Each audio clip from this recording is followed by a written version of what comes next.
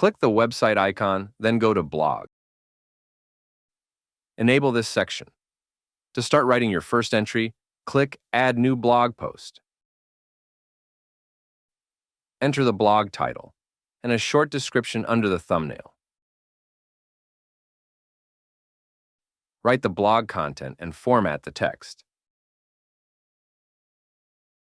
Add images to illustrate the post.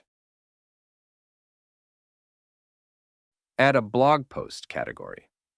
Categories are useful for organizing and easily finding posts on similar topics. You can edit the URL address to make it shorter or more precise. Add some keywords to improve your website's search engine positioning. Choose a publish date and time for your blog post.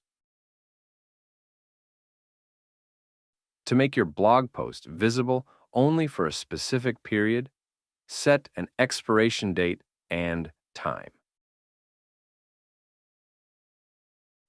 Let's see what it looks like on a live website. Go to More and choose Blog.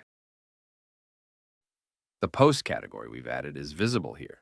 The blog post is published and ready to read.